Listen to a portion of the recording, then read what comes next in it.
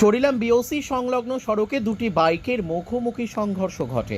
এতে একটি বাইকে থাকা দুজন রাস্তার পাশে ছিটকে পড়ে যায়। পরবর্তী সময়ে অন্যান্য লোকেরা দেখতে পেয়ে দ্রুত খবর দেওয়া হয়। বিশালগড় অগ্নি নির্বাপক দপ্তরের কর্মীরা ঘটনাস্থলে ছুটে গিয়ে আহত অজয় দাস ও বিপ্লব দত্তকে উদ্ধার করে মহকুমা হাসপাতালে নিয়ে আসে। ঘটনা খবর পেয়ে হাসপাতালে ছুটে আসেন বিশালগড় থানার পুলিশ।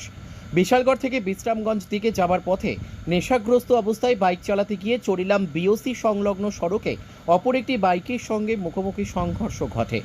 স্থানীয়দের বক্তব্য, নেশাগ্রস্ত অবস্থায় দুইজনই ছিল, তার জন্য এই দুর্ঘটনা। অপরদিকে দুর্ঘটনা হওয়া ঘটনায় তদন্তে নেমেছে বিশালগড় থানার পুলিশ। আমাদের বিশালগড় ফায়ার স্টেশনে একটা স্পেশাল খবর আসে যে চরিলাম বিউসির সামনে নাকি একটা অ্যাক্সিডেন্ট হয়েছে। তো আমরা খবর পাওয়ার সঙ্গে সঙ্গে এখানে যাই দেখলাম দুইটা বাইক সংঘর্ষ হয়েছে একসঙ্গে। এখানে আমরা গিয়ে দুইজন ইঞ্জিন পাইছি। কি নাম তাদের? একজন নাম হলো অজয় দাস, একজন নাম হলো বিপ্লব দত্ত। তাদের অবস্থা কিরকম? একজন সিরিয়াস, একজন minor injured. Bureau report, news daily Bharat.